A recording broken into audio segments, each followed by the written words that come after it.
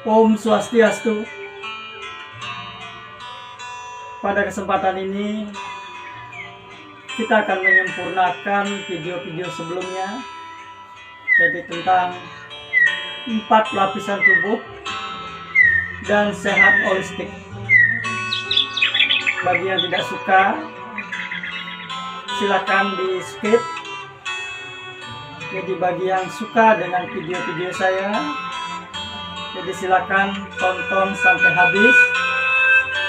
Jika Anda anggap ini bermanfaat, Anda boleh bagikan pada teman dan saudara Anda. Jadi kembali kita berbicara tentang 4 lapisan tubuh. Jadi yang pertama itu adalah lapisan tubuh fisik. Jadi tubuh fisik kita itu tersusun atas sel. Jadi bagian terkecilnya itu adalah sel. Kemudian sel akan membentuk jaringan. Jaringan membentuk organ. Jadi beberapa organ akan membentuk sistem fisiologis. Jadi ada sistem tulang, ada sistem sendi, ada sistem otot, ada sistem saraf, ada sistem peredaran darah, ada sistem pernapasan, ada sistem pencernaan, ada sistem kelenjar, ada sistem reproduksi, dan lain-lain. Jadi semua sistem fisiologis yang ada dalam tubuh kita itu terdiri atas beberapa organ. Jadi yang dimaksud sehat secara fisik, ya, jadi tubuh kita secara fisik itu dikatakan sehat. Jadi apabila sistem fisiologis yang ada dalam tubuh kita atau semua sistem fisiologis yang saya sebutkan tadi itu betul-betul berfungsi dengan sempurna, jadi itu dikatakan kita sehat secara fisik. Kemudian yang kedua, jadi lapisan tubuh yang kedua itu adalah lapisan tubuh energi. Orang sering menyebut tubuh etrik atau tubuh prana atau juga tubuh energi. Jadi di dalam tubuh kita ini ada energi. Jadi energi tentunya ini akan terbagi menjadi 2. Ada energi otot dan ada energi rasa. Jadi energi otot itu adalah energi yang menggerakkan tubuh kita atau yang menggerakkan otot-otot kita. Namun yang akan kita bahas yang disebut sebagai lapisan tubuh energi ini adalah energi rasa. Jadi yang pertama kita berbicara energi. Nah ini adalah organ daripada energi, ya, atau sistem daripada energi. Jadi yang pertama itu adalah pusat energi. Jadi pusat energi ini orang sering menyebut dengan cakra. Jadi pusat yang dimaksud pusat energi itu adalah pusat di mana energi dari tubuh kita keluar dari tubuh kita, kemudian juga energi masuk ke dalam tubuh kita. Jadi dalam tubuh kita itu terdapat 7 cakra mayor, ya. Jadi mulai dari paling bawah sekali itu ada cakra dasar, ya. Itu bersesuaian dengan kelenjar adrenalin, ya. Ini berfungsi untuk menjaga keseimbangan tubuh kita, jadi kekuatan tubuh kita. Yang kedua itu ada yang disebut dengan cakra sek, ya. Itu berjejer di tulang belakang kita, di jalur sumsumna kita, ya. Yang kedua, cakra seks ini bersesuaian dengan kelenjar ovarium atau kelenjar testes bagi laki-laki. Kemudian yang ketiga itu adalah cakra pusar ya. Ini bersesuaian dengan kelenjar pankreas kita. Kemudian yang berikutnya itu adalah cakra jantung. Ini bersesuaian dengan kelenjar timus. Yang berikutnya itu adalah cakra tenggorokan. Ini bersesuaian dengan kelenjar gondok. Kemudian yang berikutnya itu ada cakra mata ketiga dan cakra mahkota. Ini bersesuaian dengan kelenjar pineal dan pituitary. Jadi ketujuh cakra mayor ini adalah pusat cakra yang ada di dalam pusat keluar masuk energi yang ada di dalam tubuh kita. Jadi di samping ada ribuan cakra di dalam tubuh kita berupa cakra minor yang menyebar di dalam tubuh kita. Ini semua berfungsi untuk keluar masuk energi yang ada di dalam tubuh kita. Jadi cakra kita dikatakan bersih atau sehat ya, apabila proses keluar masuk energi yang ada dalam tubuh kita ini tanpa kendala ya, tanpa ditutupi oleh energi negatif ya. Jadi berbicara energi negatif dan energi positif ya. Jadi di dalam energi rasa itu disesuaikan dengan kondisi pikiran kita ya. Jadi pikiran kita positif ya, tentu kan menghasilkan energi positif. Itu yang membuat tubuh kita sehat. Begitu sebaliknya pikiran negatif ini akan membuat energi negatif itu yang sering membuat kendala ya. Jadi kendala keluar masuknya energi dari cakra di dalam tubuh kita. Kemudian yang kedua, di samping pusat keluar masuk energi dalam tubuh kita itu ada jalur ya. Jadi di dalam tubuh kita energi itu menyebar mengikuti jalur tertentu atau aliran tertentu. Jadi alur atau aliran energi inilah yang disebut dengan meridian ya. Jadi disebut dengan meridian energi. Jadi meridian energi ini dikatakan sehat ya. Jadi apabila jalur energi ini tanpa kendala ya. Jadi energi bisa mengalir di dalam tubuh kita tanpa hambatan ya. Jadi tanpa ada halangan dari energi negatif yang ada dalam tubuh kita. Kemudian yang ketiga itu adalah pola sirkuit energi. Yang ketiga itu adalah medan energi ya, atau medan magnet yang ada dalam tubuh kita. Itu sering disebut aura ya. Jadi aura ini memancar dari dalam tubuh kita. Itu juga melindungi tubuh kita dari serangan-serangan luar ya. Jadi cakra sebagai pusatnya, meridian itu adalah sebagai jalur energi, dan kemudian aura itu adalah medan energi yang ada dalam tubuh kita.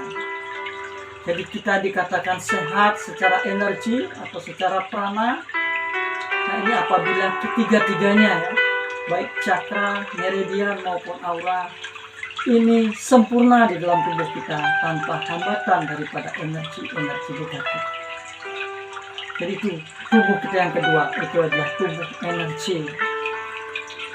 Nah kemudian kalau kita berbicara lebih dalam lagi tentang energi ya. Nah ini energi itu dihasilkan oleh tubuh kita. Itu berbagai macam jenis energi sesuai dengan di mana. Jadi di sistem fisiologis mana energi itu diciptakan ya. Jadi energi ini terbentuk itu di dalam sel ya. Jadi ini adalah hasil kerja daripada mitokondria di dalam sel. Jadi ketika kita makan makanan ya, kemudian hasil metabolisme itu berupa nutrisi, berupa gula, berupa lemak ya, itu dikirim oleh darah ke dalam sel. Kemudian di dalam mitokondria itu dengan bantuan oksigen itu menghasilkan energi. Jadi gula itu dibakar, gula dan lemak itu dibakar menjadi energi oleh mitokondria di dalam sel. Nah, kemudian di dalam sistem fisiologis ada sistem saraf dan lain sebagainya. Itu masing-masing menghasilkan energi yang berbeda-beda yang dipergunakan oleh tubuh kita.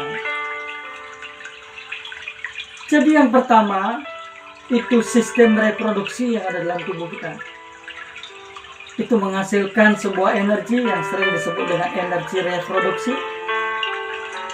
atau orang sering juga menyebut dengan kundalini. Jadi energi itu berada di perineum atau di ujung tulang ekor. Nah, itu ketika energi itu bangkit atau energi itu tercipta, itu menyebar dalam tubuh kita. Nah, itu yang pertama berfungsi untuk membersihkan energi-energi negatif dalam tubuh kita, sehingga cakra, meridian maupun aura kita akan bisa disempurnakan oleh energi kundalini atau energi reproduksi itu. Di samping itu, energi kundalini atau reproduksi ini bisa membantu menyehatkan tubuh kita. Jadi terutama itu adalah proses pergantian sel ya, dari sel rusak menjadi sel yang bagus kembali. Itu dibantu oleh energi reproduksi. Nah, kemudian energi reproduksi juga bisa kita alirkan dari tubuh kita. Kita bisa lewat jari telunjuk kita. Kemudian bisa juga dengan telapak tangan kita. Kita bisa alirkan keluar. Ini bisa dipakai untuk membantu penyembuhan, proses penyembuhan orang lain. Yang berikutnya itu adalah sistem saraf ya. Sistem saraf di dalam tubuh kita itu juga menghasilkan energi. Jadi energi ini khusus untuk energi kedamaian. Jadi artinya manakala kita stres, depresi, jadi energi saraf inilah yang membantu untuk membuat kita bisa menjadi damai kembali. Jadi terhindar dari stres maupun depresi. Nah, kemudian energi sistem saraf ini juga bisa dibantu dikeluarkan dari tubuh kita. Jadi dengan mengalirkan dengan jari-jari tangan. Nah, ini bisa juga kita pakai untuk membantu pasien yang sedang mengalami serangan panik ya, atau depresi atau stres ya. Kemudian ada juga energi sistem pernapasan ya. Nah, itu sistem pernapasan itu biasanya dipakai untuk olah kanuragan ya, untuk tenaga dalam ya. Jadi bagi orang yang suka mempelajari tentang olah kanuragan atau tenaga dalam. Nah, kemudian ada juga sistem kelenjar kita, itu menghasilkan bioelektrik. Jadi bisa kita bangkitkan dengan 2 jari, terjadi beda potensial. Ini akan menghasilkan bioelektrik. Jadi energi bioelektrik ini bisa dipakai untuk membantu memecah senyawa darah ya. Jika ada darah yang menggumpal, itu dengan bioelektrik, jadi darah akan menjadi mencair kembali. Juga bisa dipakai untuk membantu untuk proses pembelahan sel ya, sehingga pembelahan sel menjadi lebih sempurna ya. Jadi kalau bioelektriknya yang lemah, nah ini proses pembelahan selnya akan kurang sempurna ya.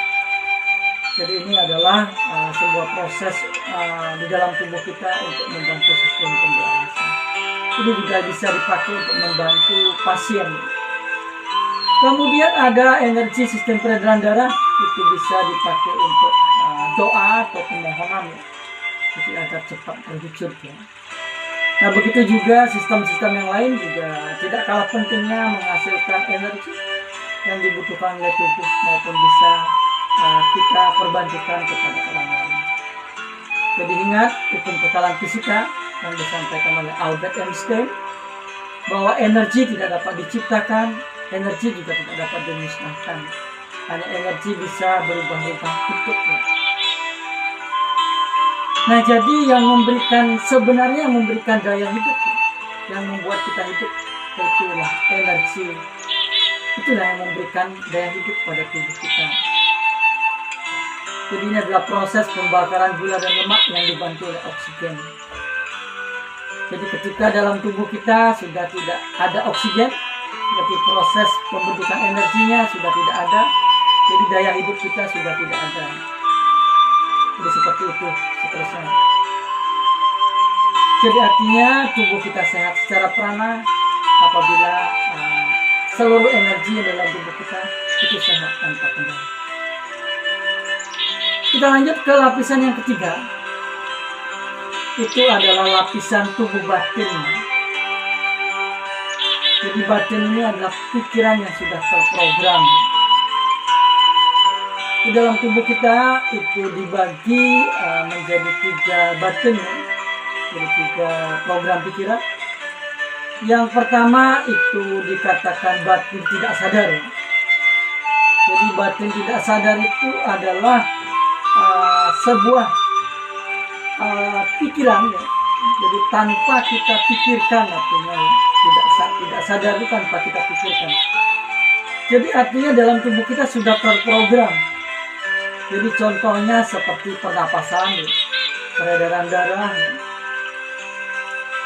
Jadi sistem peredaran darah, sistem pernapasan, jadi itu tanpa pernah kita pikirkan. Jadi dia sudah mengalir begitu saja. Itu yang dikatakan batin tidak sadar. Yang kedua itu adalah batin sadar. Jadi artinya semua yang kita lakukan di dalam tubuh kita itu kita pikirkan dengan cara sadar. Jadi secara sadar kita melakukan suatu tindakan, jadi suatu gerakan dalam tubuh kita, itu disebut dengan batin sadar. Yang ketiga itu batin bawah sadar. Jadi artinya batin bawah sadar ini, jadi kita melakukan sesuatu karena kita sudah sering melakukan. Akhirnya di bawah kesadaran kita, jadi tubuh kita sudah melakukan langkah-langkah tersebut, itu dikatakan bawah sadar.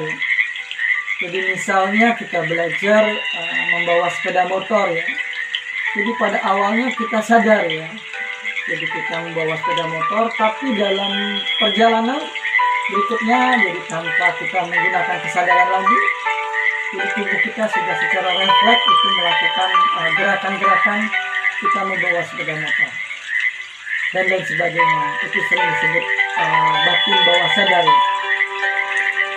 Jadi hampir 75%, jadi apa yang kita lakukan itu adalah di bawah kesadaran kita. Jadi artinya sudah terprogram, ya, sudah kita terlatih dalam tubuh kita. Jadi kita melakukan hal di bawah sadar. Jadi kembali kalau kita dikatakan sehat secara batin, ya, jadi lapisan tubuh batin kita dikatakan sehat. Jadi apabila di dalam melakukan suatu tindakan, ya, jadi batin kita tanpa diganggu oleh sampah-sampah batin. Jadi batin-batin negatif maksudnya. Jadi yang disebut dengan batin atau pikiran negatif ini adalah rasa cemas, rasa takut, rasa sedih, amarah, dan lain sebagainya. Jadi rasa-rasa inilah yang sering mengganggu di dalam hidup kita, ya. Jadi sehingga batin sadar maupun batin bawah sadar kita itu melakukan sebuah tindakan, ya, itu diganggu oleh rasa cemas, rasa khawatir, rasa takutnya. Nah, itu sering mengganggu sehingga kesehatan batin kita mengalami kendala atau mengalami gangguan.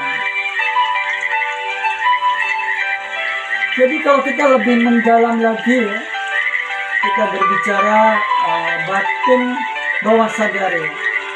Nah, ini batin bawah sadar itu bagaikan sebuah memori, ya, di mana batin bawah sadar ini itu menyimpan seluruh apa yang pernah kita alami di dalam hidup ini, baik itu pengalaman positif maupun pengalaman yang negatif, ya. Jadi pengalaman positif itu adalah apa yang pernah kita pelajari. Jadi kita belajar sesuatu, nah sehingga itu tersimpan di batin bawah sadar kita. Sehingga dalam perjalanan hidup kita mengalami sesuatu hal. Jadi pengalaman positif ini kita pergunakan untuk mengatasi atau melakukan tindakan sesuai dengan yang kita hadapi. Begitu juga dengan hal-hal pengalaman negatif ya. Pengalaman yang menyedihkan, pengalaman yang membuat kita marah, pengalaman yang membuat kita cemas, pengalaman yang membuat kita takut. Ini juga tersimpan sering tanpa kita sadari. Dia tersimpan di pikiran bawah sadar kita. Itu terprogram di dalam pikiran kita, sehingga di dalam hidup kita selalu cemas, selalu was-was, selalu takut, maupun selalu merasakan kesedihan. Ia sering mengganggu aktivitas kita, jadi mengganggu kesehatan kita, mengganggu rezeki kita, dan lain sebagainya. Inilah yang sering mengganggu batin kita, sehingga ini sering menimbulkan gangguan-gangguan batin. Jadi kembali, jadi lapisan tubuh ketiga kita itu adalah batin, lapisan batin. Nah, ini dikatakan sehat apabila batin kita tanpa gangguan daripada sampah-sampah batin, atau gangguan daripada pikiran atau batin atau pengalaman negatif yang ada dalam tubuh kita. Itu batin kita dikatakan sehat. Kemudian lapisan tubuh yang keempat itu adalah lapisan spirit atau lapisan spiritual. Orang sering menyebut roh atau atman ya. Yang jelas inilah adalah pusat pengendali yang ada dalam tubuh kita ya. Jadi inilah diri sejati kita yang sebenarnya ya. Jadi diri sejati kita atau roh atau atman, ini terdiri di atas 3 bagian. Ada inti roh atau inti atman. Ini adalah percikan terkecil yang maha kuasa sesuai dengan yang kita yakini di dalam agama Hindu. Kemudian yang kedua di sini ada jiwa. Nah, ini adalah program yang sudah tersetting yang ada di dalam inti kehidupan kita. Itu adalah pengalaman di masa-masa lampau pada saat kita lahir terdahulu. Jadi sesuai dengan agama Hindu kita meyakini adanya reinkarnasi. Kemudian yang ketiga itu adalah energi. Jadi sehingga diri sejati kita itu bisa bergerak ya. Walaupun ada di luar tubuh fisik kita. Jadi kembali, lapisan tubuh yang keempat atau diri sejati kita atau lapisan spirit ini dikatakan sehat apabila jiwa kita damai. Jadi jiwa kita itu selalu damai. Itu dikatakan spirit kita sehat. Jadi itu 4 lapisan tubuh kita. Jadi lapisan tubuh fisik, lapisan tubuh energi atau prana, lapisan tubuh batin, dan lapisan tubuh spirit. Itu disebut tubuh secara menyeluruh atau tubuh holistik. Kemudian dikatakan sehat secara holistik atau sehat secara menyeluruh apabila keempat lapisan tubuh kita dalam kondisi yang sehat atau sempurna. Baik, jadi seperti itu yang saya bagikan tentang tubuh holistik dan sehat holistik. Om Santi, Santi, Santi, Om.